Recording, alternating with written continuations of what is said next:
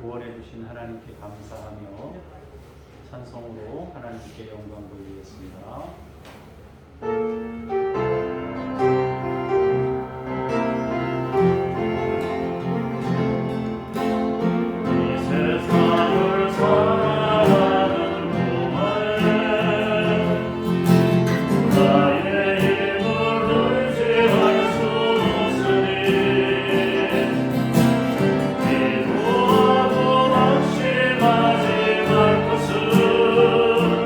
주께서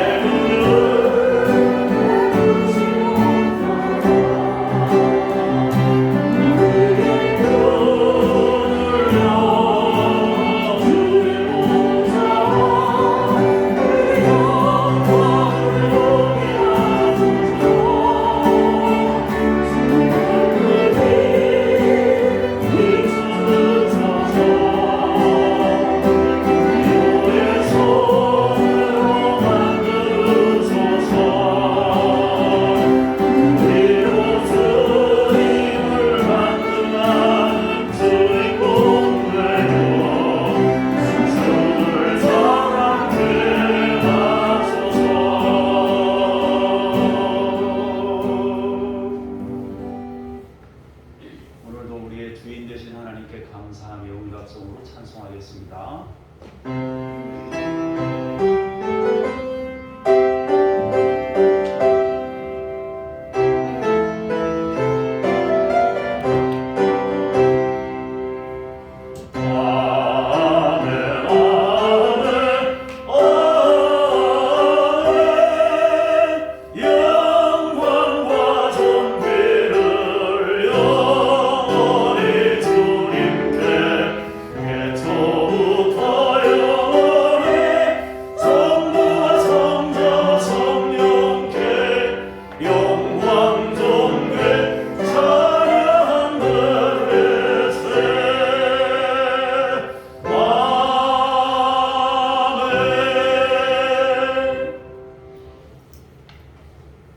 너희는 여호와 우리 하나님을 높이고 그 성산에서 예배할지어다. 여호와 우리 하나님은 거룩하심이로다.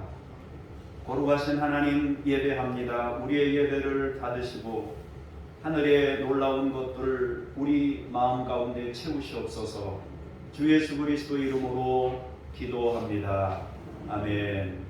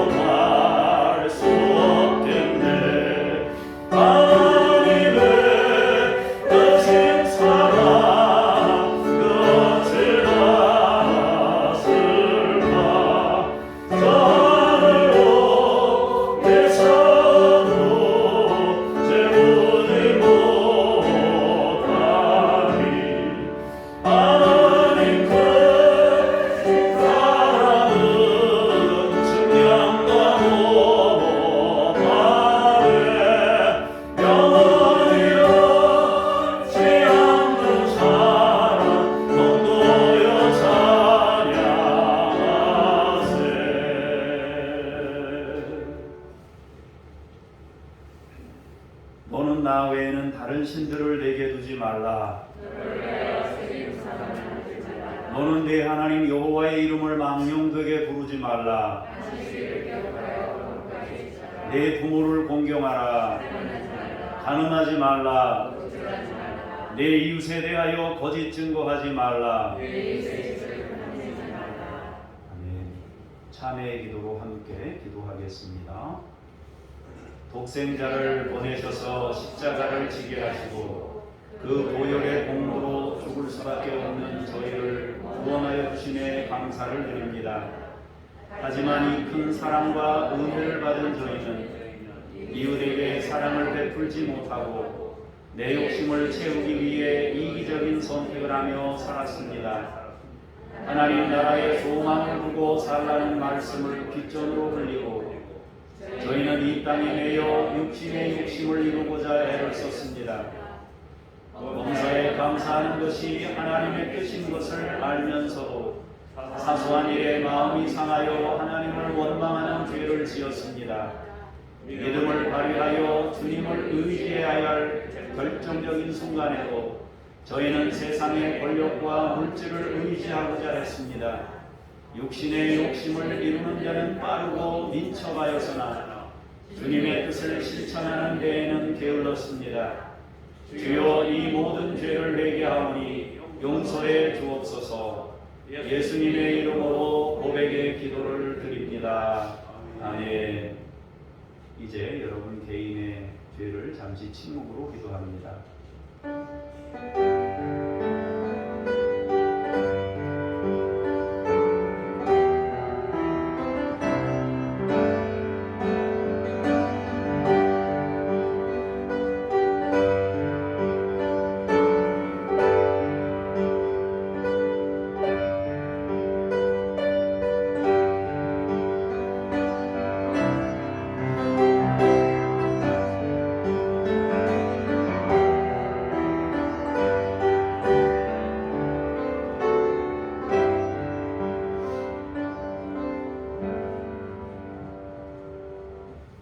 이날에 너희를 위하여 속죄하여 너희를 정결하게 하리니 너희의 모든 죄에서 너희가 여호와 앞에 정결하리라. 아멘. 신앙 고백드립니다. 나는 전능하신 아버지 하나님 천지의 창조주를 믿습니다.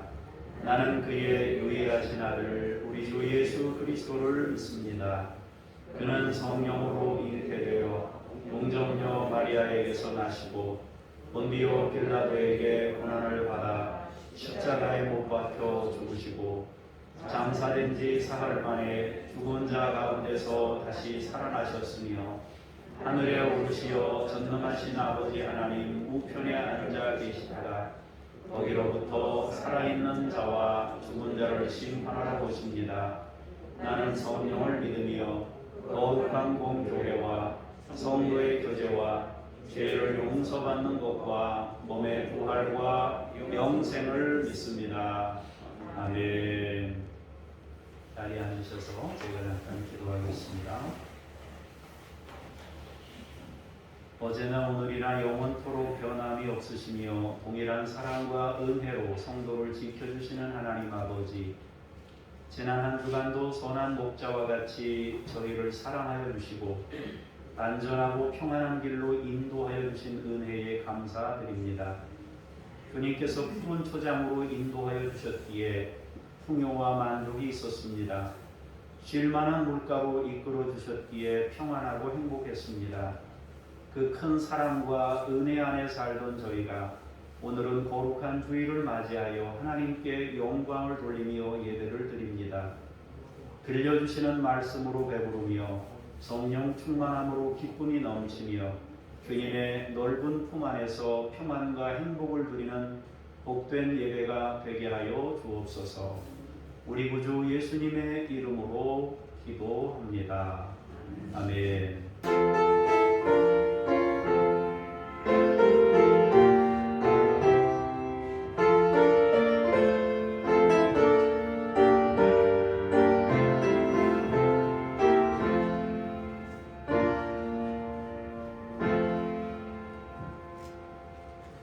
말씀 앞으로 나아가면서 쉐마 찬송 부르시겠습니다.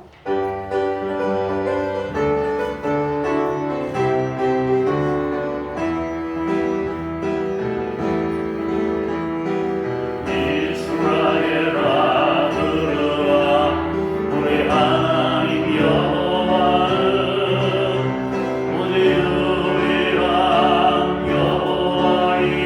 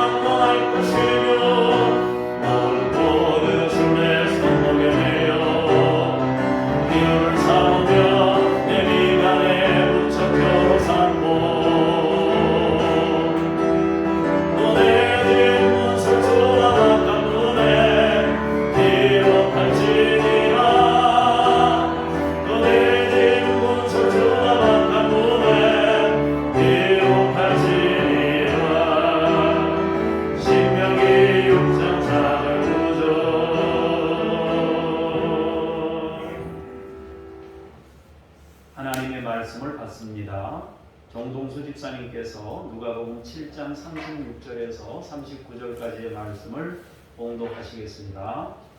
한 바리새인이 예수께 자기와 함께 잡수시기를 청하니 이에 바리새인 집에 들어가 앉으셨을 때 그 동네에 죄 지은 한 여자가 있어 예수께 바리새인 집에 앉아 일진을 알고 향유 담은 옥합을 가지고 와서 예수 뒤에 그 발 곁에 서서 울며 눈물로 그 발을 적시고 자기 머리털을 닦아 그 발을 입 맞추고 향유를 부으니 예수를 청한 바리새인이 그것을 보고 마음에 이르되 이 사람이 만일 선지자라면 자기를 만지는 이 여자가 누구며 어떤 자 곧 죄인인 줄 알았으리라 하거늘.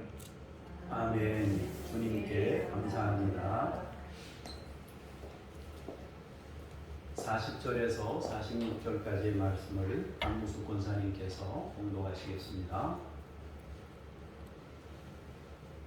예수께서 대답하여 이르시되 시몬아 내가 네게 이를 말이 있다 하시니 그가 이르되 선생님 말씀하소서. 이르시되 빚주는 사람에게 빚진 자가 둘이 있어 하나는 500데나리온을 졌고 하나는 50데나리온을 졌는데 갚을 것이 없으므로 둘 다 탕감하여 주었으니 둘 중에 누가 그를 더 사랑하겠느냐. 시몬이 대답하여 이르되 내 생각에는 많이 탕감함을 받은 자입니다. 이르시되 네 판단이 옳다 하시고 그 여자를 돌아보시며 시몬에게 이르시되 이 여자를 보느냐. 내가 내 집에 들어올 때 너는 내게 가시쓸 물도 주지 아니하였으되 이 여자는 눈물로 내 발을 적시고 그 머리털로 닦았으며 너는 내게 입맞추지 아니하였으되 그는 내가 들어올 때로부터 내 발에 입맞추기를 그치지 아니하였으며 너는 내 머리에 감람류도 붓지 아니하였으되 그는 향유를 내 발에 부었느니라. 아멘. 주님께 감사합니다. 47절에서 50절까지의 말씀입니다. 이러므로 내가 네게 말하노니 그의 많은 죄가 사하여졌도다. 이는 그의 사랑함이 많음이라. 사함을 받은 일이 적은 자는 적게 사랑하느니라.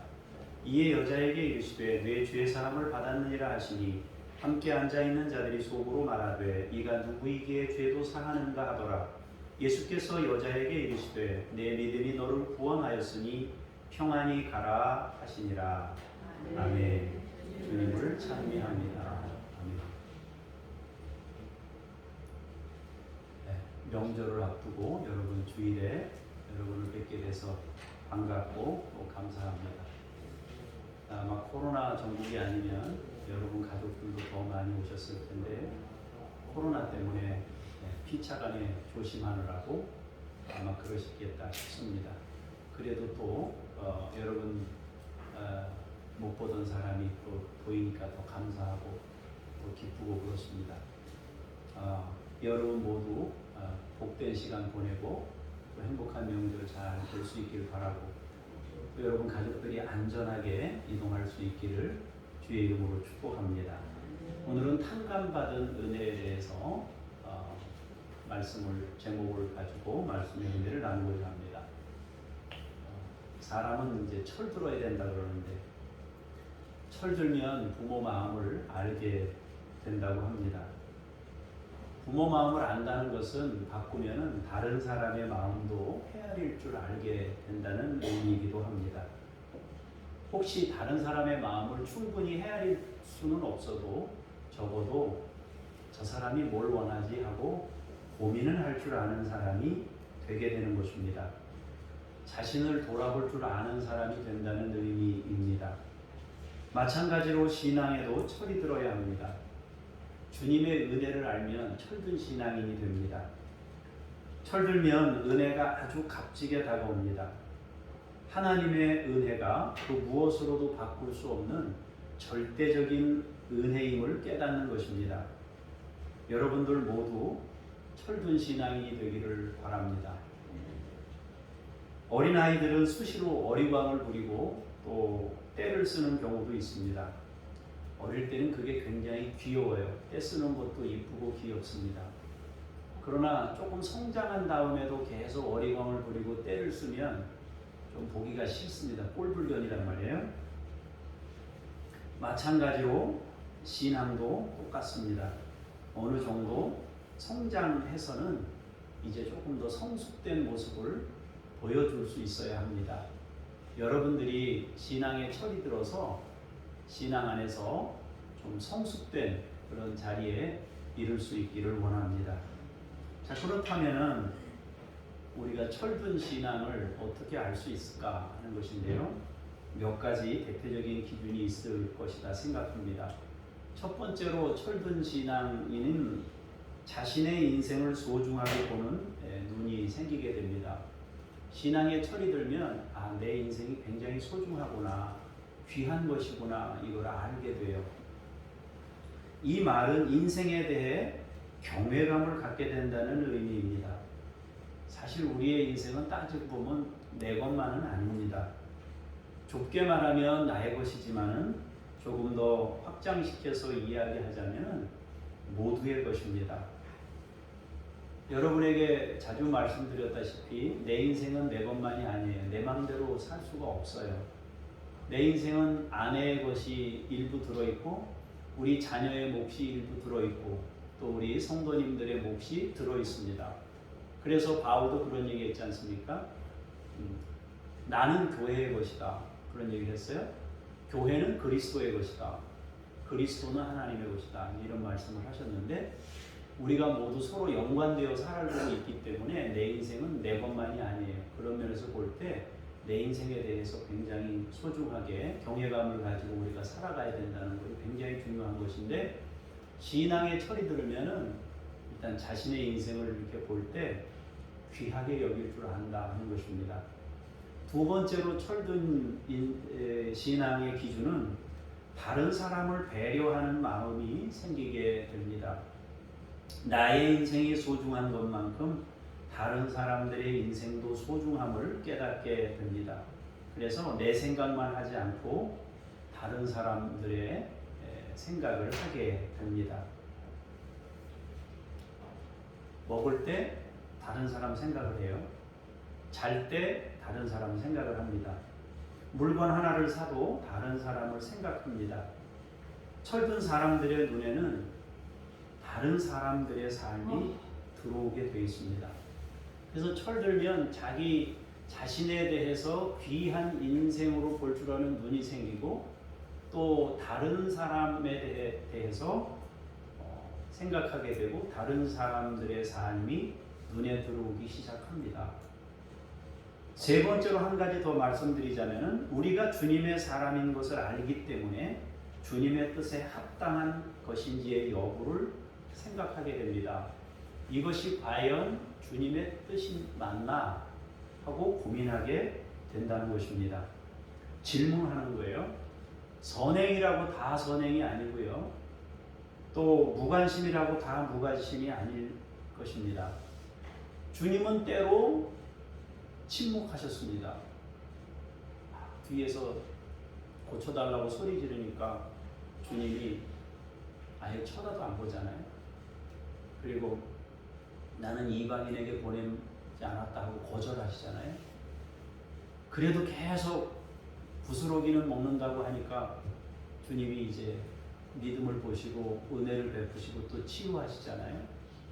주님의 사랑이라는 것이, 주님의 뜻이라는 것이 침묵하는 것이 때로는 주님의 뜻일 수가 있어요.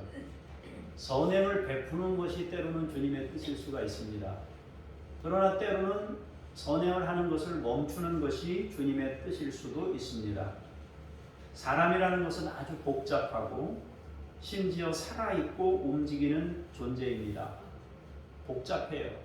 사람마다 다 다르고 사연이 다르고 삶의 방식이 다르고 삶의 자리도 다 달라서 생각하는 것이 제각각입니다. 나는 좋은 마음으로 얘기했는데 저쪽에서는 안 좋은 마음으로 들을 수 있는 것이 충분히 가능성이 있는 얘기예요. 사람은 본래 그렇게 복잡하기 때문에 그래요. 나는 내 언어로 최선을 다해서 얘기했는데 저쪽에서는 내 언어를 잘못해서 받아들일 수도 있습니다. 더군다나 사람은 살아있는 생명체란 말이에요. 생명체니까 오늘 아침에 이 사람이 저녁에도 그 사람 그대로가 아니에요. 아침에 감정하고 저녁에 감정이 달라요. 점심 때 무슨 일이 있었으면 저녁에 감정이 좋을 수도 있습니다. 점심 때 나쁜 일이 있었으면 저녁에 감정이 나빠질 수도 있어요. 그렇기 때문에 굉장히 복잡하고 살아있는 생명의 존재이기 때문에 우리가 하나님의 뜻을 묻고 행하는 것이 굉장히 중요하단 말이에요. 어제는 이렇게 대해 주는 것이 맞았는데 오늘은 아닐 수가 있어요. 그 복잡함을 생각하고 움직임을 생각한다면 우리도 그 보조에 맞게 움직여야 됩니다. 이것은 때마다 시간마다 다릅니다. 그러니 주님의 도움이 필요합니다. 그래서 철든 신앙인은 반드시 주님과 함께 동행하고 주님과 발걸음의 보조를 맞추며 걷는 거예요. 그래서 신앙에 철이 들면 지금 3가지 얘기했어요, 여러분. 자신을 보는 눈이 바뀌어요. 신앙에 철이 들면 자기를 보는 눈이 바뀌어져요. 그래서 뭐 때로는 비관했다가 뭐 또 때로는 자기 자신을 대단하게 뭐 엄청나게 된 것처럼 생각했다가 막 이러는데 철 들면 자기 본질을 볼 수 있게 돼요. 그러면서 주님 안에서 본질을 보기 때문에 소중한 인생인 걸 알기 시작해요. 2번째로 철 들면 다른 사람에 대해서 배려하고 다른 사람의 삶의 자리를 보게 됩니다. 3번째로는 하나님의 뜻을 물으면서 그 걸음을 걷게 되는 거예요. 다른 사람을 섬기는 것도 나는 섬긴다고 하는데 저쪽에서는 싫어할 수도 있어요. 그러니까 주님께 여쭙고 한 발 한 발 가는 것입니다. 그것이 철든 신앙인의 모습이다 하는 것입니다. 자, 오늘 이제 말씀을 보면서 우리가 우리 자신을 또 다른 사람을 어떻게 봐야 하는지 또 주님께 어떻게 보조를 맞추고 가야 하는지를 한번 생각해 보도록 하겠습니다. 누가복음 7장 36절에서 39절입니다. 같이 읽겠습니다. 시작. 한 바리새인이 예수께 자기와 함께 잡수시기를 청하니 이에 바리새인의 집에 들어가 앉으셨을 때에 그 동네에 죄를 지은 한 여자가 있어 예수께서 바리새인의 집에 앉아 계심을 알고 향유 담은 옥합을 가지고 와서 예수의 뒤로 그 발 곁에 서서 울며 눈물로 그 발을 적시고 자기 머리털로 닦고 그 발에 입 맞추고 향유를 부으니 예수를 청한 바리새인이 그것을 보고 마음에 이르되 이 사람이 만일 선지자라면 자기를 만지는 이 여자가 누구며 어떠한 자 곧 죄인인 줄을 알았으리라 하거늘. 아멘. 오늘 본문에서는 바리새인과 여인이 보여준 행동과 말을 통해서 교훈을 얻을 수 있습니다. 또한 주님께서 바리새인이나 여인에게 하셨던 말씀을 통해서 신앙적 교훈을 얻을 수 있습니다. 한 바리새인이 예수님을 자기 집으로 초대했습니다. 식사 초대를 한 것입니다. 일반적으로 보면 바리새인들은 주님을 시험하거나 공격할 빌미를 찾기 위해서 예수님께 접근했습니다. 그들은 주님의 가르침을 듣지 않는 자들이었습니다. 자기들의 의로움이 너무 특별하다고 생각하는 무리들이었기 때문에 주님의 말씀이 들리지 않았습니다. 성경은 예수님을 초대한 이 바리새인이 예수님을 시험할 목적을 가지고 있었다고 말씀하고 있지는 않습니다. 그러므로 이 사람이 주님을 향한 선대를 비판하고 싶지는 않습니다. 좋은 쪽으로 해석하고 싶어요. 바리새인들이 일반적으로는 그랬지만은 이 사람 주님을 초청한 게 다른 의도를 가진 것보다는 순수한 마음으로 주님을 초청했을 것이다 이렇게 생각하고 싶습니다. 그러나 그럼에도 불구하고 그가 주님을 좋은 의도로 초대했다고 해도 그도 바리새인의 물을 먹은 사람으로서 하나님의 은혜를 알기에는 특권 의식이 강하게 자리하고 있음을 부인할 수 없습니다. 좋은 의도를 가지고 있지만 그 위치가 삶의 자리가 그런 자리였기 때문에 주님을 볼 수 있는 눈이 제한적이란 말이에요. 여러분, 삶의 자리라는 것은 굉장히 중요한 것입니다. 하나님이 오죽 했으면 사람들을 광야에 거하게 하셔서 그 삶의 자리를 통해서 자신을 보게 하고 자신과 대면하게 하고 하나님을 만날 수 있게 하셨겠습니까? 어쨌든 우리는 바리새인의 의도를 다 알 수는 없습니다. 그렇지만 주님께서 그를 대하시는 모습을 보면서 은혜의 주님이심을 분명히 깨닫게 됩니다. 주님은 분명히 약자들과 함께 하시는 분입니다. 그렇다고 해서 바리새인을 거절하는 것은 아닙니다. 주님이 바리새인이 초대했는데 거기 가시잖아요, 그죠? 그러니까 약자들하고만 친구가 아니라 바리새인하고도 주님은 친구가 되기를 원하시는 분이에요. 때로 주님은 모두의 주님이십니다. 그러나 때로는 모두의 적이 되기도 하십니다. 주님이 약자들과 함께 하실 때, 가난한 자들과 함께 하실 때, 죄인들과 함께 하실 때 바리새인이 보면 예수님은 적입니다. 또 반대로 주님이 바리새인들이나 지도자들하고 함께 하는 모습을 보게 될 때 이제 반대로 약한 사람들은 그런 생각을 먹을 수 있습니다.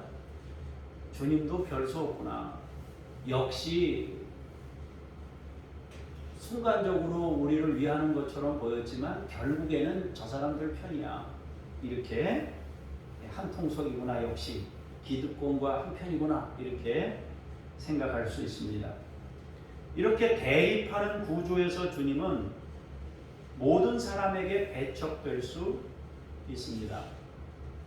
여러분, 우리가 개인적인 신앙으로 볼 때 주님은 내 편입니다. 이렇게 고백하고 가는 것이 맞지만 전체적인 것으로 볼 때 주님은 모두의 편이신 것을 우리가 잊지 말아야 합니다. 가끔 우리가 뭐 이렇게 힘든 일을 만나고 할 때 당신은 내 편입니까? 저 편입니까? 내 편입니까? 남 편입니까? 이렇게 이제 물으면서 내 편이 되기를 자기를 두둔해 달라고 얘기하는 경우들이 있는데 그것은 어떤 면에서는 지금 위로가 필요하니까 위로를 해주는 것이 맞지만 어떤 면에서 보면은 그거는 사실은 그 질문하고 똑같은 거예요. 너 엄마를 좋아하냐, 아버지를 좋아하냐, 어머니를 좋아하냐?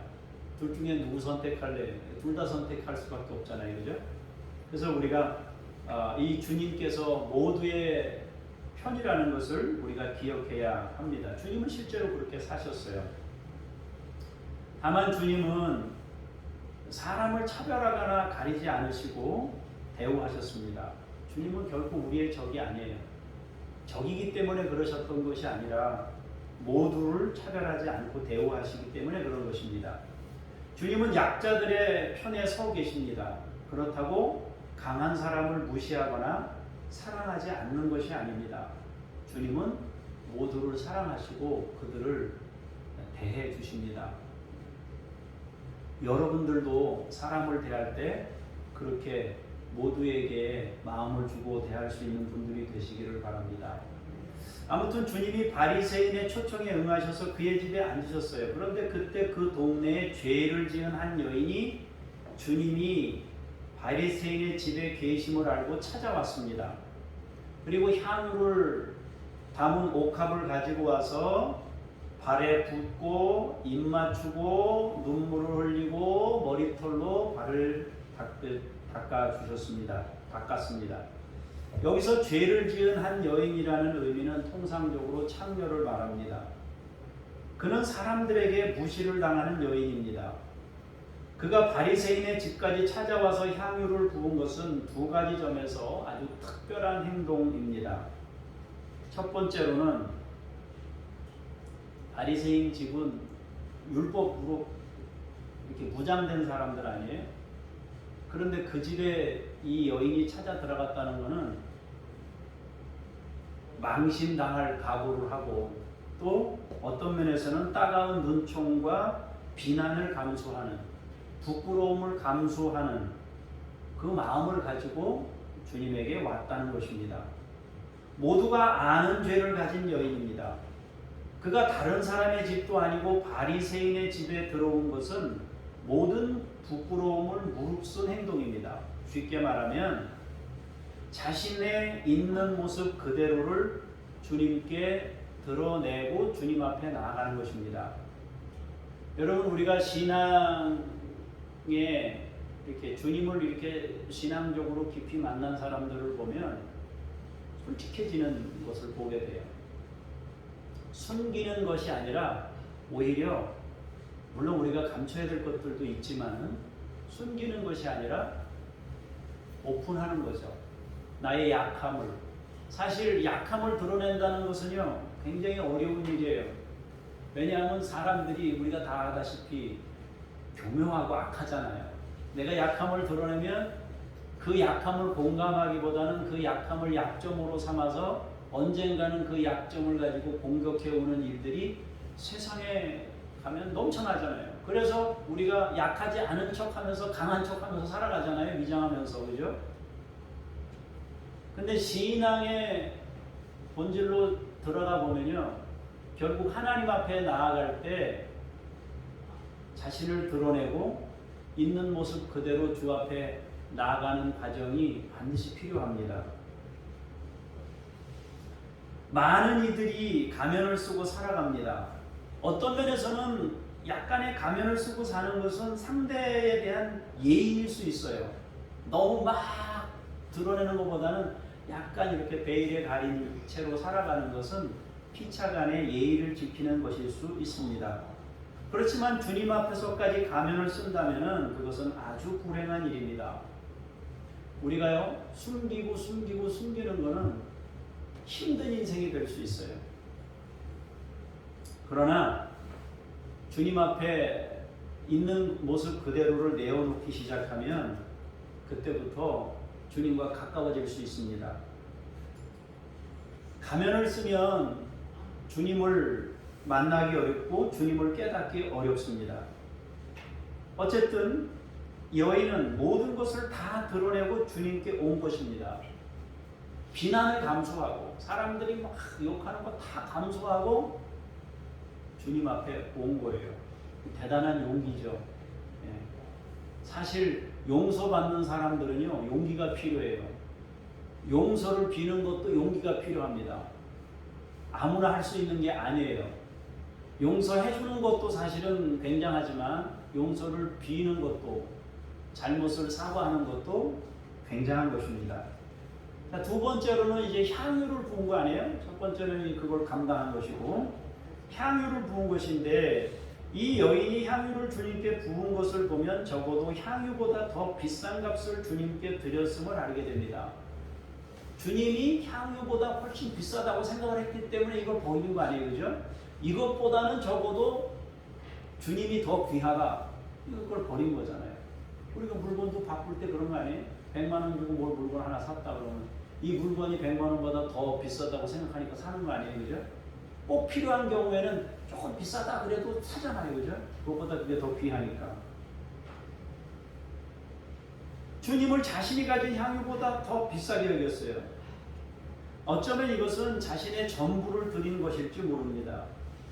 결국 이 여자는 부끄러움을 감수했고 자신에게 소중한 것을 주님께 허비했습니다. 그러면 이 여자는 왜 이런 선택을 했을까요? 또 주님은 왜 이 여자가 이렇게 하는데도 그걸 다 받아들이셨을까요? 이건 이제 주님께서 뒤에 가면 설명하니까 넘어가고요. 또 다른 한 가지는 이 바리새인의 반응을 보면요, 주님께서 여인의 행동을 받아들이신 것에 대해 비난하는 마음을 갖습니다.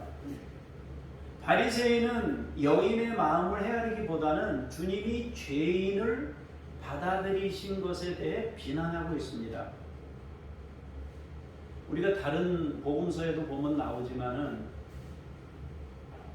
주님이 손 마른 사람 치료하실 때도 그랬고 또 다른 사람을 치료하실 때도 보면은 주님은 그 한 영혼을 바라보고 계시는데 바리새인들은 그 한 영혼이 아픈지 회복이 되는지 그거에 관심이 없어요. 안식일에 죄를 범하는지 안 범하는지, 율법을 지키는지 안 지키는지, 사람을 보는 게 아니라 법을 보는 거예요. 율법을 본다 말이에요. 하나님이, 예수님께서 가장 싫어하는 게 그거 아니에요, 그죠? 율법을 보는 게 아니에요. 율법이라는 거는 사람을 위해서 만들어진 거예요. 법보다 사람이 더 중요한 거예요. 사람을 위해서 법을 주신 거 아니에요? 그러니까 법은 본질이 아니에요. 법이 본질이 아니고 다른 게 본질적인 거 더 있는 거예요. 그 법이 그걸 향해 있는 거죠. 그런데 사람들이 계속 법을 주장하다 보니까 이 법 이걸 주장하는 거예요. 지금도요, 인터넷이나 이런데 뭐 댓글이나 이런데 보면요, 접근하는 방식이 그래요. 그래서 뭐 요즘에 뭐 촉법 소년 법을 어떻게 해야 되느냐, 그래서 12살로 낮춰야 된다, 12살 넘은 아이들이 죄를 범하면 이제 감옥에 가둬야 된다, 그 소리예요. 그 법을 막 만들자고 막 난리예요. 물론 당한 사람들 입장에서 보면 그렇죠. 근데 우리가 조금 더 사람을 볼 수 있는, 법의 잣대로 들이대는 게 아니라 사람을 볼 수 있는, 어찌 보면 구조를 바꿔야 될 수도 있는 일이고요. 조금 더 그 아이들이 처해 있는 환경과 상황을 조금 더 진지하게 보고 법으로 막 잘라내가지고 그게 고쳐질 것 같았으면 벌써 고쳐졌겠죠. 그렇게 우리가 좀 생각을 해야 되는데 그러지 못하다는 거예요. 그러니까 이 바리새인도 역시 마찬가지였어요. 여인의 마음을 헤아리기보다 주님이 죄인을 받아들이신 것에 대해 그 주님이 어떤 의미를 가지고 저렇게 하셨을까를 고민하기보다 그걸 비난하고 있는 거예요. 바리새인들이 이런 마음을 갖게 된 것은 그의 배경에 있습니다. 그가 가진 배경이 그를 지배하고 있기 때문에 세상을 그 눈으로 보는 거예요. 사랑하는 여러분, 이것은 반드시 교정되어야 될 부분입니다. 이런 문화 속에서 계속 살던 사람은 늘 그 눈을 가지고 세상을 보기 때문에 항상 그 판단으로 모든 걸 판단하는 거예요. 여러분이나 저나 우리 눈이 주님의 눈으로 바뀌어져야 돼요. 그래야 세상을 보는 눈도 달라지고 바꿔지고 그렇게 되는 거예요. 그 눈을 가지고 세상을 보면 항상 그런 세계만 보여요. 그냥 늘 그 세계가 보이는 거예요. 눈만 뜨면 그 세계가 보이는 거예요. 그러므로 눈을 바꿔야 됩니다. 그래서 주님께서도 그의 생각을 교정해 주시고 그 눈을 바꾸시고자 주님이 중요한 말씀을 또 하셔요. 비유의 말씀을 하시잖아요. 자, 읽어보겠습니다. 시작. 예수께서 대답하여 이르시되 시몬아, 내가 네게 이를 말이 있다 하시니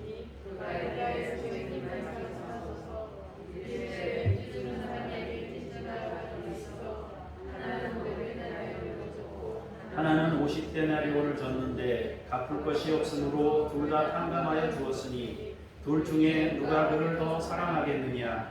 시몬이 대답하여 이르되 내 생각에는 많이 탕감함을 받은 자니이다. 이르시되 내 판단이 옳다 하시고 그 여자를 돌아보시며 시몬에게 이르시되 이 여자를 보느냐? 내가 네 집에 들어올 때 너는 내게 발 씻을 물도 주지 아니하였으되 이 여자는 눈물로 내 발을 적시고 그 머리털로 닦았으며 너는 내게 입맞추지 아니하였으되 그는 내가 들어올 때로부터 내 발에 입맞추기를 그치지 아니하였으며 너는 내 머리에 감나무도 붓지 아니하였으되 그는 향유를 내 발에 부었느니라.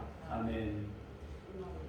주님의 눈은 바리새인의 눈과 달랐기 때문에 여자를 볼 때 이 사람이 어떤 마음인지를 본 거예요.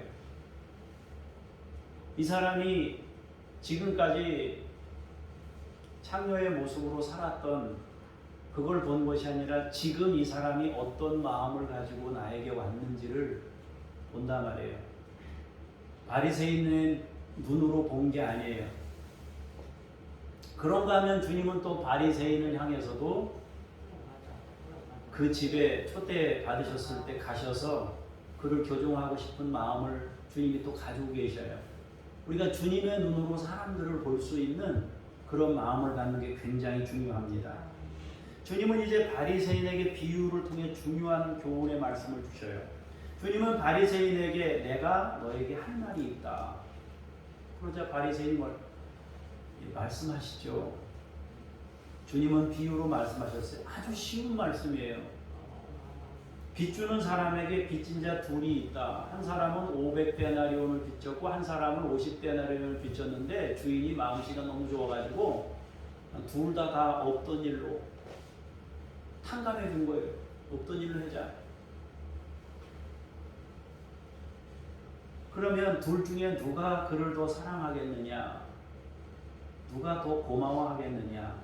누가 더 큰 은혜라고 여기겠느냐? 아주 쉬운 질문을 하신 거예요, 주님께서. 이건 정말 주님의 지혜가 아니면 이런 말을 할 수가 없어요. 근데 이건 너무 쉬운 대답이 나올 만한 질문이에요. 당연히 바리새인이 뭐라고 대답했겠습니까? 어렵지 않게 뭐 길게 생각할 것도 없이 당연히 많이 탕감받은 사람이 훨씬 고마워하고 사랑할 것입니다. 그 대답을 들으시고 주님께서 바리새인의 마음과 창녀의 마음을 보여주시는 거예요. 은혜의 깊이를 누가 더 크게 느끼고 있는지를 정확하게 말씀하시고 있는 거예요. 너의 속에 있는 것이 무엇이고 이 여인의 속에 있는 것이 무엇인지 봤으면 좋겠다. 이미 이 질문을 하시면서 대답을 들으시면서 이미 바리새인에게 결판 난 거예요. 이거는 이미 자기 마음을 이미 들킨 거예요. 다 드러난 거예요. 이미. 그래서 주님이 이제 더 구체적으로 설명합니다. 너는 이 여자는, 너는 이 여자는, 너는 그는, 이렇게 비교하시면서 누구 속에 더 은혜가 풍성하게 자리하고 있는지를 말씀하셨습니다. 내가 네 집에 들어올 때 너는 내게 발 씻을 물도 안 주었다. 그런데 이 여자는 눈물로 내 발을 적시고 머리털로 닦았다. 너는 내게 입맞추지 않았다. 그는 내가 들어올 때로부터 내 발에 입맞추기를 그치지 않았다. 너는 내 머리에 감람유도 붓지 않았다. 그는 향유를 내 발에 부었다. 이 말씀을 하시면서 이 두 사람의 행동에서 명확하게 은혜의 크기가 드러납니다. 이 두 사람이 받은 은혜는 너무도 큰 차이를 보입니다. 여기서 우리는 두 가지를 생각하고 넘어가야 됩니다. 하나는 은혜라는 것은요, 하나님께서 주시는 것이고, 다른 하나는 그 은혜를 어떻게 믿게 되었느냐 하는 점입니다. 먼저 은혜는 하나님께로부터 온다는 것입니다. 이건 좀 따라 하시면 좋을 것 같아요. 은혜와 공로는 다른 개념입니다. 다시 한번, 은혜와 공로는 다르다. 예, 은혜와 공로는 전혀 다른 개념입니다. 그러나 많은 사람들은 은혜와 공로를 혼동하고 있어요. 연관지어 생각하려고 합니다. 은혜는 공로로 주어지는 것이 아닙니다. 누구든지 은혜가 공로로 주어진다고 믿게 되면 업적주의에 빠질 수밖에 없어요. 그러면 은혜가 내 행동에 따라 결정되는 문제라고 착각합니다. 내가 어느 정도 이만큼 하면 은혜가 주어지고 이걸 안 하면 하나님의 은혜가 안 온다고 생각을 해요. 그래서 자기 행동과 은혜를 항상 결부시켜서 생각을 하는 거예요. 은혜라는 것은요, 오직 절대적으로 하나님께로부터 오는 겁니다. 나에게서 출발된 게 아니고 우리에게서 시작된 것이 아니에요. 우리에게 시작된 것은 그 은혜가 아니에요. 오직 하나님께로부터 오는 것입니다. 그러므로 착각하지 않는 것이 중요해요. 그런데 바리새인의 경우는 지금 자신이 살고 있는 삶과 은혜를 결부시켜 생각하고 있는 거예요. 조금 풀어서 설명하자면 자기 삶이 80이고 은혜는 20이라는 접근, 혹은 자기 삶이 70이고 은혜는 30 이런 식이에요. 그러나 향유를 부은 여인은 달라요. 모두가 은혜예요. 몽땅 은혜입니다. 자기에게 의가 없음을 알기 때문에 그래요. 그래서 주님을 대하는 자세가 다른 겁니다. 이미 달라요. 대하는 자세가. 주님을 대할 때의 태도가 완전히 달라요. 처음부터 접근부터가 다른 거예요. 우리가 하나님을 믿을 때 은혜가 전적으로 하나님으로부터 온다는 것을 확신해야 율법주의에서 벗어날 수 있고 내 공로나 교만함에서 벗어날 수 있어요. 뭐 조금만 뭐가 되면 하나님이 그거에 근거해서 나에게 뭘 더 주실 것이다 이제 생각을 하는 거죠. 물론 하나님께서 그렇게 우리에게 우리의 어떤 주님께 마음을 드리는 것을 보시고 기뻐하시고 하는 경우도 있지만 기본적인 그 바탕 안에는 하나님은 이 은혜라는 것은 절대적으로 하나님으로부터 오는 것 이거 확실합니다. 여러분들이 이 은혜가 하나님께로부터만 주어지는 것을 늘 기억할 수 있길 바라요. 이거 아니면은 우리는 50데나리온 빚진 자처럼 행동할 거예요. 죽을 때까지 그렇게 믿음 생활할 거예요. 늘 그렇게 믿음 생활하면 죄 지은 자만도 못한 믿음 생활을 할 수밖에 없어요. 막 살다가 어느 날 갑자기 주님께 돌아와가지고 은혜를 입은 자만도 못한 신앙생활을 할 수밖에 없는 거예요. 은혜는 전적으로 하나님으로부터 오는 것이다. 두 번째로 중요한 것은요, 이 여자는 어떻게 주님의 은혜를 믿게 되었느냐 하는 것입니다. 그 당시 대부분의 사람들은 의로운 행위와 은혜를 결부시켜 생각했어요. 그렇다면 이 여자는 은혜를 받을 만한 자격이 없어요. 자기가 볼 때도 은혜를 받을 만한 자격이 없어요. 그런데 은혜를 주실 것을 믿고 주님 앞에 왔단 말이에요. 어떻게 이 여자는 주님께 왔냐 이거예요. 그걸 믿게 되었냐 그 얘기예요. 바리새인들 같은 경우에는 하나님이 나 이 정도면 나에게 은혜를 베푸시는 게 맞지 이렇게 생각하잖아요. 그죠? 그러나 이런 사람인 경우에는 나 같은 사람이 어떻게 은혜를 입지 이렇게 생각할 거란 말이에요. 그럼에도 불구하고 주님을 찾아왔어요. 은혜를 입겠다고. 이 여인은 자신이 그렇게 부족함을 알고도 어떻게 주님의 은혜를 입을 것이라고 생각했느냐 하는 점입니다. 주님이 자신을 받아주실 것이라고 믿고 주님께 나왔습니다. 이 한 바리새인은 하나님께로부터 오신 분이라면 어찌 죄인이 만지는데도 수용하시지 이런 생각을 했습니다. 이것은 당시 대부분의 사람들의 생각이 그러했다는 뜻이에요. 그런데 이 여인은 주님이 자신을 받아줄 것이라고 어떻게 믿고 다가왔느냐 하는 것입니다. 그것은 주님이 보여주신 삶의 궤적을 통해서 깨달은 것입니다. 주님이 공생의 기간에 보여주신 걸음을 보았기 때문입니다. 우리가 지난 주간에 살펴봤던 이 누가복음 앞에 나와 있는 내용들이 무슨 내용입니까? 백부장의 종을 치유하시고 나인성 과부의 집으로 가셔서 그의 아들을 살려주신 것입니다. 30km가 넘는 거리예요. 그것도 이방인 군인의 종을 치유하시는데 가셨다가 저쪽에서 부르니까 또 그쪽으로 한번 가가지고 또 과부의 아들 살리시고. 그래서 여러분 우리가 다 아시다시피 요한이 제자 둘을 불러가지고 예수님께 보낸 거 아닙니까? 이분이 예수 맞는지 당신이 그분입니까? 다시 오실 분이 따로 있습니까? 당신이 그분입니까? 묻잖아요. 내가 그 사람이다라고 주님이 대답하시잖아요. 그리고 요한은 예수님을 믿고 순교하는 거 아니에요? 그죠? 그럼 요한이 왜 그 질문을 던졌어요? 예수님이 하신 행동들이 너무 더디고 저기 가서 한 사람 만나고 여기 가서 한 사람 만나고 이상하단 말이에요. 그런데 여러분 이 여자가 볼 때는 아니에요. 이 예수님이라면 내가 주님께 부르짖으면 우리 주님이 나에게 응답하실 분이라는 걸 믿게 행동한 거예요.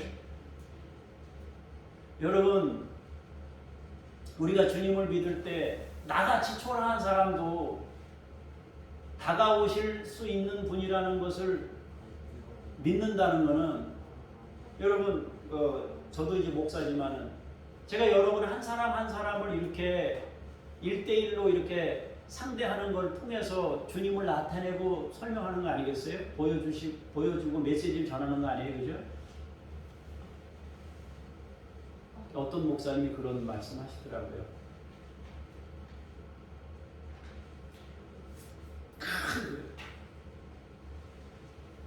성도가 누군지 모르는 거예요. 그리고 설교를 하는 거예요.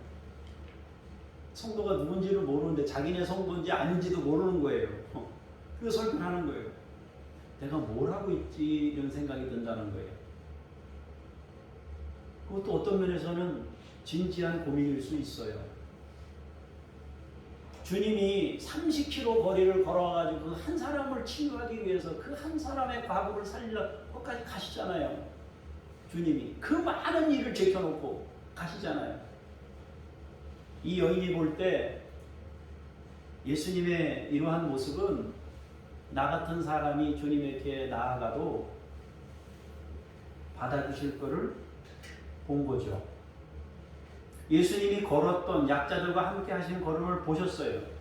여인은 주님의 그러한 사랑을 보았습니다. 그리고 자신도 받아주실 분임을 알았습니다.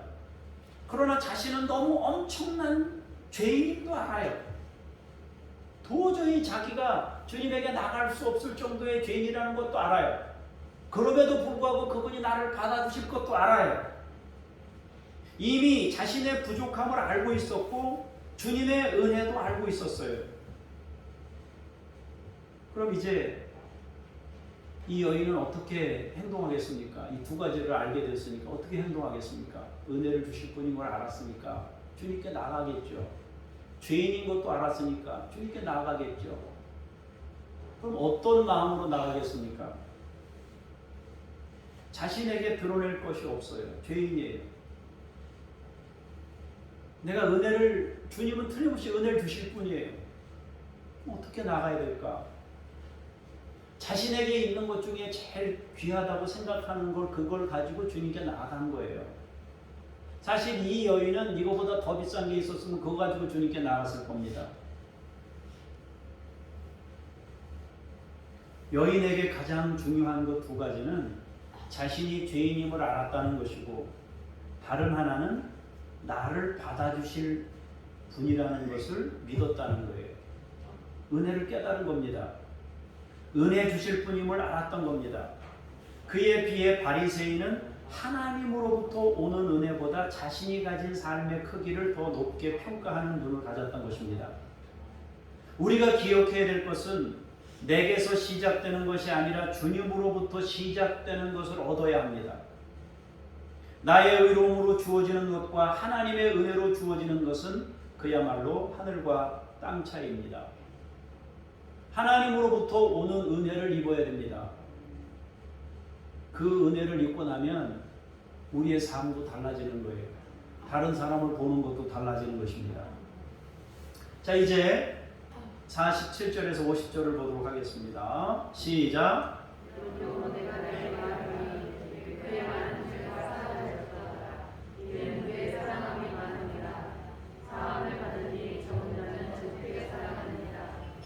이에 여자에게 이르시되 내 죄 사함을 받았느니라 하시니 함께 앉아있는 자들이 속으로 말하되 이가 누구에게 죄도 사하는가 하더라. 예수께서 여자에게 이르시되 내 믿음이 너를 구원하였으니 평안히 가라 하시니라. 주님이 바리새인에게 말씀하십니다. 내가 이제 너에게 말한다. 이 여자의 많은 죄가 용서받았다 하는 것입니다. 이는 그의 사랑함이 많기 때문이다. 사함을 받은 일이 적은 자는 적게 사랑한다. 여인은 주님의 은혜를 아는 자였습니다. 그래서 자신의 삶에 변화가 일어난 것입니다. 이 정도 행동이면 이후의 삶이 어떠했을지 안 봐도 능히 짐작할 수 있습니다. 이 여자의 이후의 삶이 어떻겠습니까? 이 정도 깨달은 사람이라면 이후의 삶이 어떻겠어요? 자기 삶을 아마 바꿨을 거라고 나는 확신합니다. 그리고 다른 사람을 대하는 방식도 바뀌었을 거라고 생각합니다.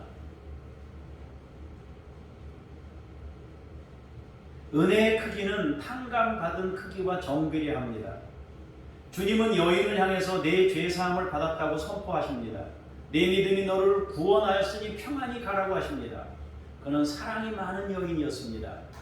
받은 사랑에 대해 감사한 마음이 크다는 의미입니다. 결국 믿음이라는 것은 받은 사랑의 크기만큼입니다. 누가 큰 은혜를 받았을까? 하나님의 은혜는 모두에게 같아요.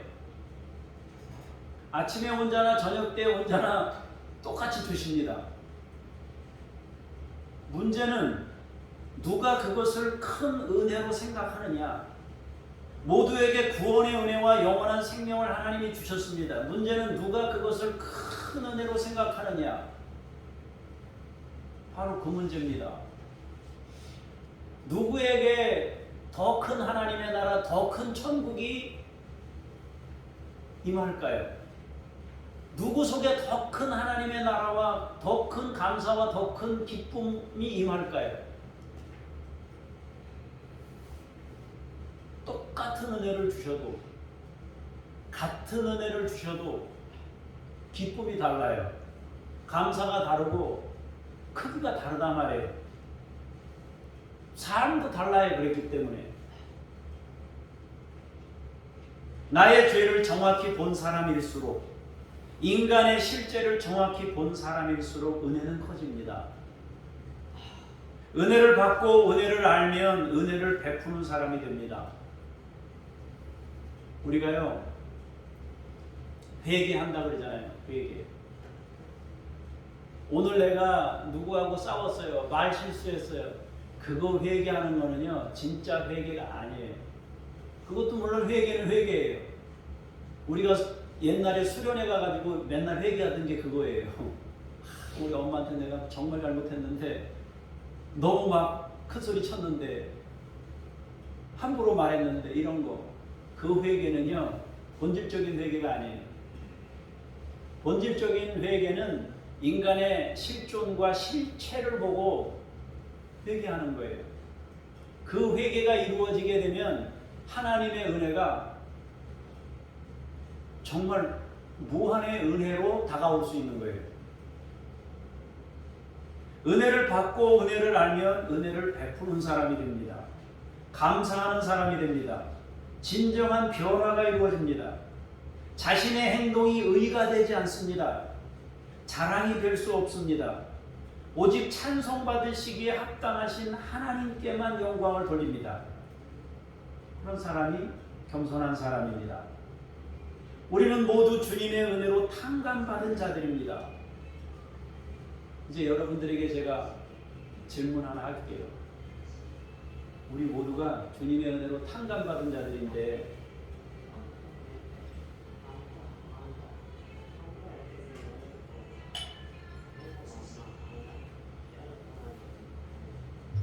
감사합니다. 제일 중요한 얘기 하려고 했는데 이 얘기까지만 마칠게요. 여러분은 얼마나 탕감받았어요? 여러분 탕감받은 게 얼마냐고요? 50데나리온 진 사람이 500데나리온 졌다고 했는데 내가 주님께 얼마나 빚진 사람인지를 알면 탕감받은 액수가 나오잖아요. 여러분 탕감받은 액수만큼 여러분들 안에 평화와 감사와 기쁨이 있는 거예요. 저울로 달아볼 수는 없지만 여러분 마음에 얼마나 큰 천국이 임해서 그 천국으로 살아가는지 이거는 여러분이 얼만큼 탕감받았는지로 결정되는 겁니다. 여러분이 오늘 말씀을 통해서 여러분이 탕감받은 액수를 한번 잘 생각해 보신다면 여러분들이 가지고 있는 하나님의 나라의 크기도 알 수 있을 겁니다. 기도하죠.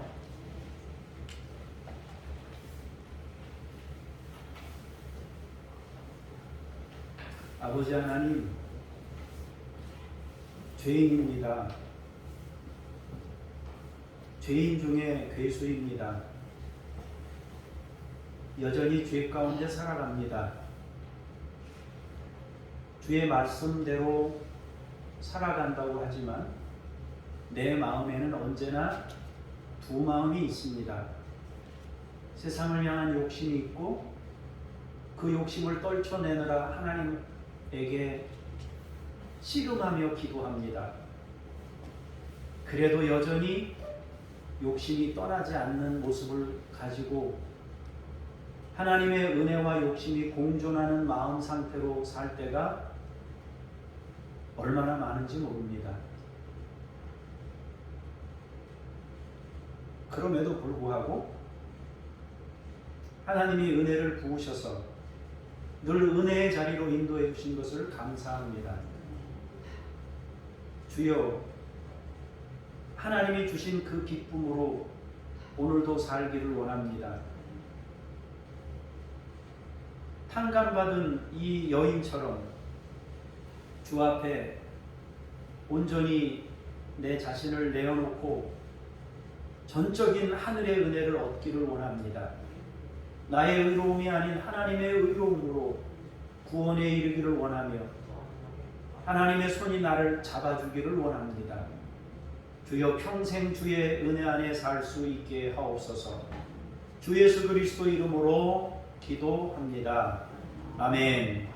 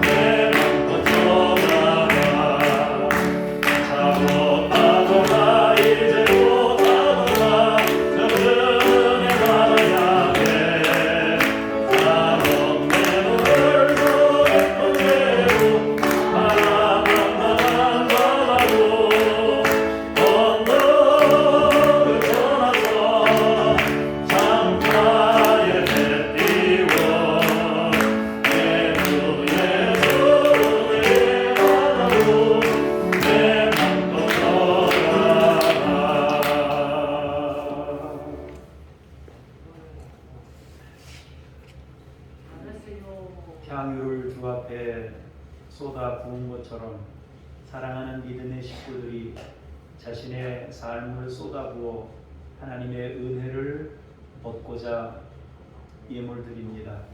주께서 받으시고 우리 평생에 주의 은혜 안에 살 수 있도록 우리를 지키시고 인도해 주옵소서. 복 주시는 주님께 감사하며 예수님 이름으로 기도합니다. 아멘.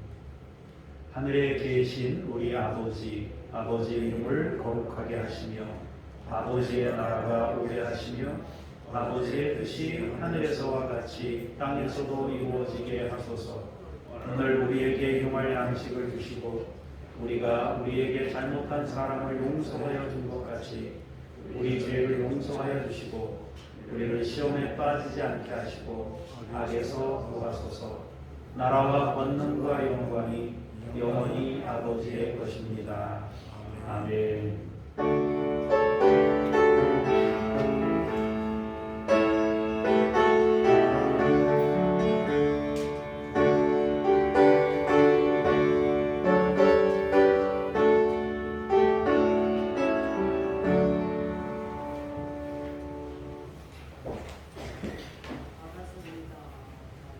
광고는 여러분 주보를 참조해 주시기를 바라고요. 설 명절 예배 자료는 거기 있으니까 식구수대로 가져가면 많이 모자라니까 한 장씩 샘플로 가져가셔서 예배 이렇게 참조하시면 좋겠다 싶습니다. 그리고 제가 카톡에 올려놨으니까 이렇게 카톡을 보시면서 이렇게 인도하셔도 됩니다. 그러니까 다른 사람한테도 그걸 보내가지고 같이 이렇게 가정 예배 드릴 때는 같이 그거 핸드폰 보고서 이렇게 여러분이 예배를 드리셔도 좋겠다 싶어요. 여러분이 한 장 가져가시고 나머지는 그렇게 보시면 예배 인도하시는데 불편함이 없을 겁니다. 감성 찬양 부르시고 기도하고 마치겠습니다.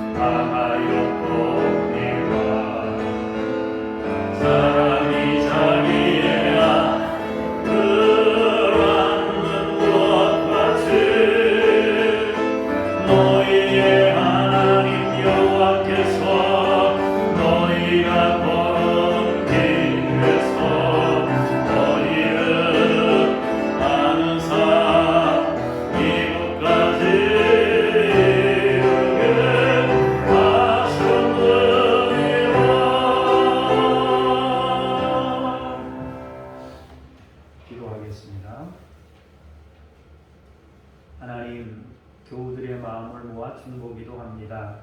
명절의 지혜의 마음과 겸손한 태도로 우상 숭배를 극복하고 가족을 전도할 수 있도록 우리 교우들을 지키시고 복 주시옵소서. 미얀마를 축복하며 기도합니다. 고산 부족에게 영생의 복음이 전해지고 거룩한 사역자가 세워지도록 인도해 주시옵소서. 하나님 아버지, 이성이와 북한 어린이들 또 야바 임마누엘 주여, 주님께서 이들을 양육하시고 세우시옵소서.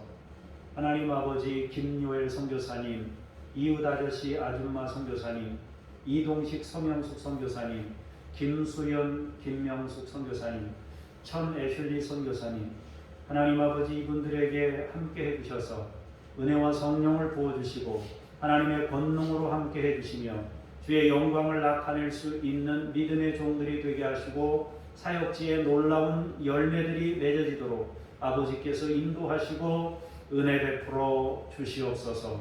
하나님 아버지 명절에 이동하는 우리의 가족들 안전하게 지키시고 평안한 중에 이동하고 또 가족들과 소중한 시간 보낼 수 있도록 함께하여 주시옵소서. 하나님 아버지 이 시간 우리 교우들의 또 가족들의 질병 치유를 위하여 기도합니다. 하나님 아버지 역사하시옵소서. 주께서 말씀하시기를 주의 이름으로 구하는 자에게 은혜를 주신다 했사오니 주께서 치유하소서.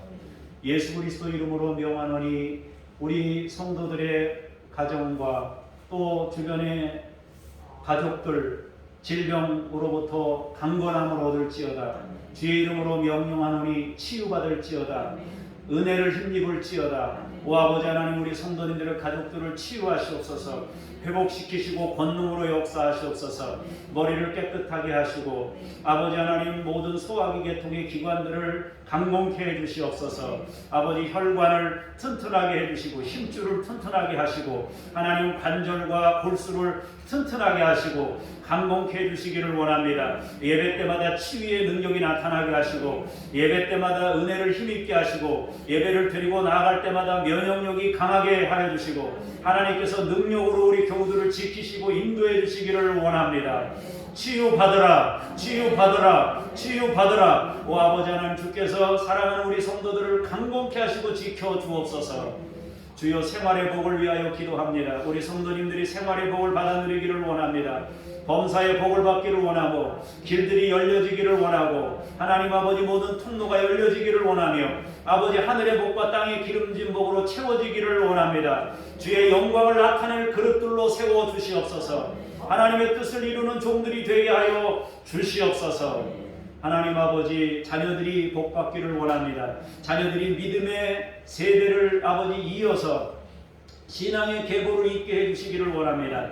마태복음에 있는 그 신앙의 계보의 족보처럼 아브라함과 이삭과 야곱과 요셉처럼 하나님 우리의 자녀들이 믿음의 계보를 대대로 이어갈 수 있도록 역사해 주시고 우리보다 더 아름다운 신앙의 결실들이 맺어지도록 우리의 자녀들에게 복 주시고 함께하여 주시옵소서.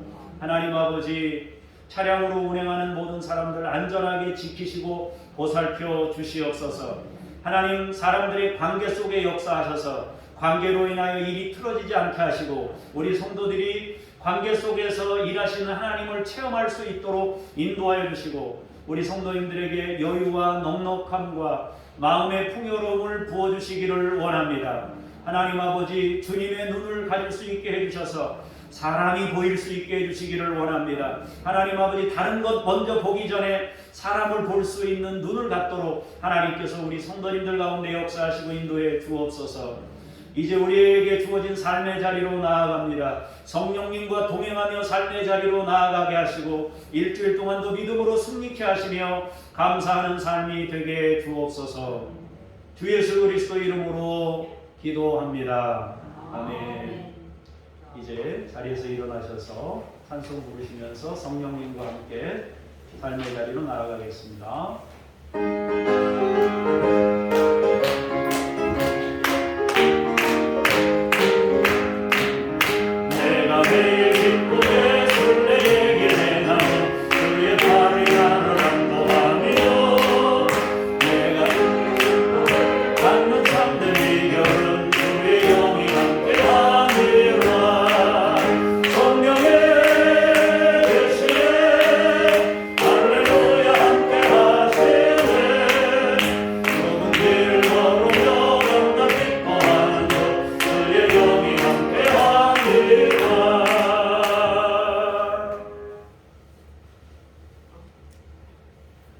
모든 사람을 위하여 자신을 내어주신 예수 그리스도의 은혜와 아버지 하나님의 무한하신 사랑하심과 성령님의 인도, 보호, 교통하시는 역사하심이